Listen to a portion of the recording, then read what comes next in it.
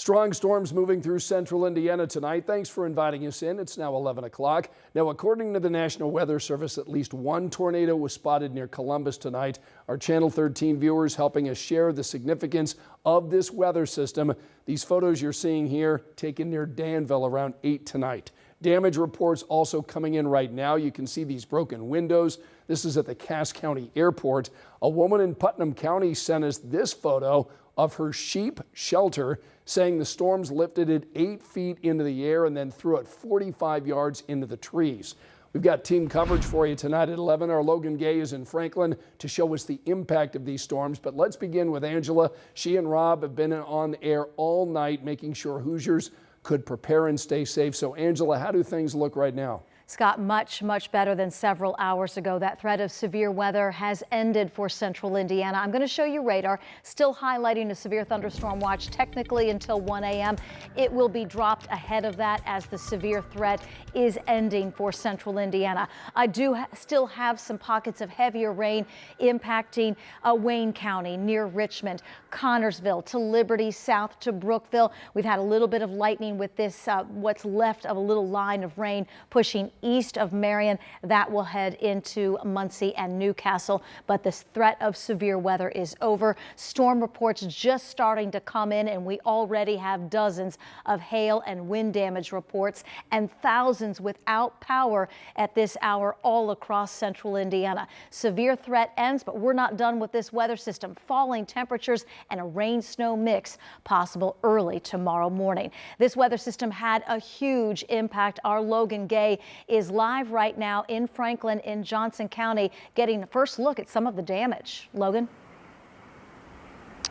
That's right, Angela. Well, first things first, the good news is that no one was injured in this storm. And I want you to look at this building behind me. This houses the Franklin Skate Club, and it's also an RV center where they sell boats and RVs. And if you look at the roof right there, you can see how the roof is peeled back. And that's only just part of the damage. I spoke with the owner of the building, and he said he was on top of the roof after the storm, after it passed.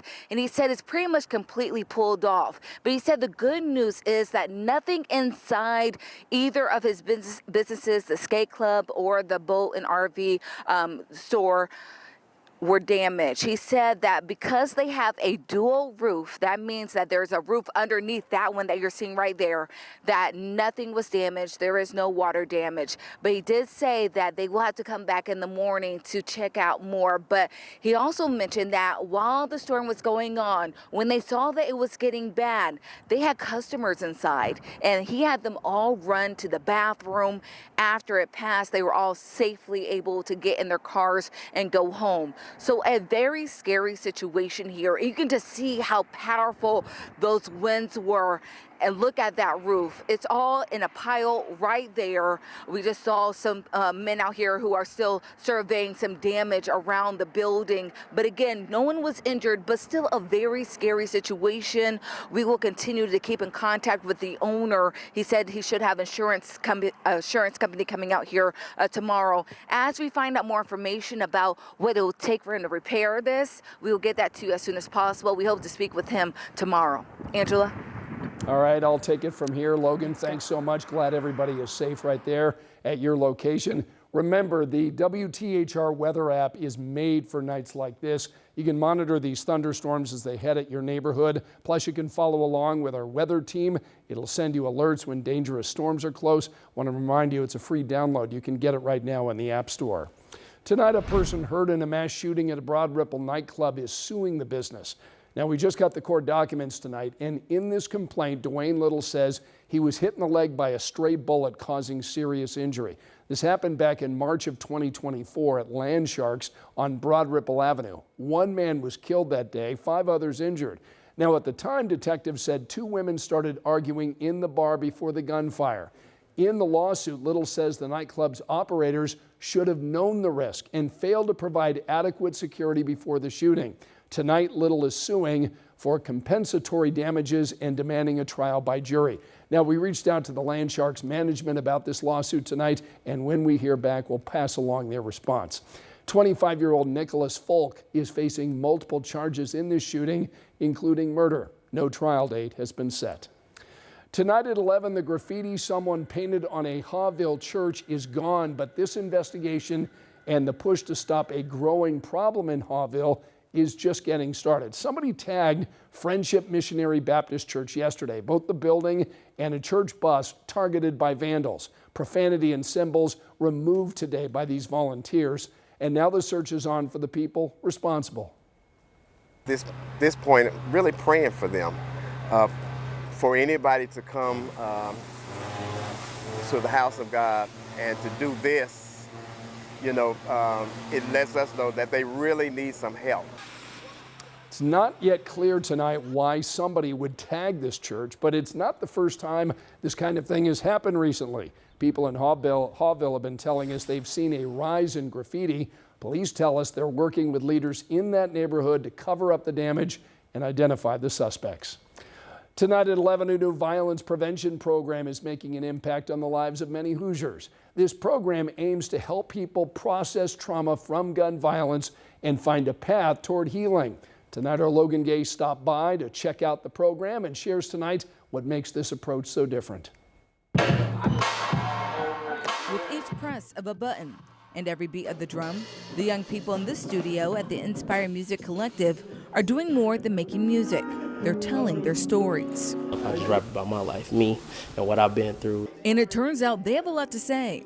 And for many people in this studio, like Rayshawn Furman, that story starts with some kind of struggle. I'd have been in federal prison, I'd have been in state prison, and it was due to carrying guns, you know, just young situations. You know, I was young, so I overcame all that through going through the programs, you know, with NDPs. Programs that he says help him see the bigger picture. And now, because of the Healing Hearts program, that picture just got bigger. It's equipping those at the highest risk of gun violence with a creative outlet to peacefully express themselves about how they feel about what's going on around them. We're hoping to be able to develop their self-awareness, emotional resilience, and also to think about nonviolent problem-solving skills.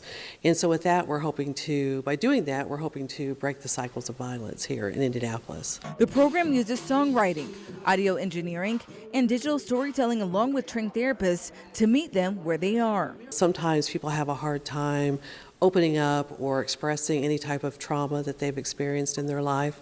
And so by using the music, they're able to sit down and either write about their situation, reflect upon it. It's therapy, so it's like I'm letting it out, but I'm giving people something to hear, and some people can gravitate from what I'm giving out. The director of operations at the Inspire Music Collective, Ed Lanier, says addressing the root causes of violence is a big part of decreasing violence overall in the community. It's a way to actually release, and instead of going out into the streets and you know, releasing your anger on someone else, doing it that way, you got a positive way that you can do it, and a way that you can get a positive message out to others to not do it. And Furman says so far it's working for him. It's a life-changing program. In Indianapolis, Logan Gay, 13 News.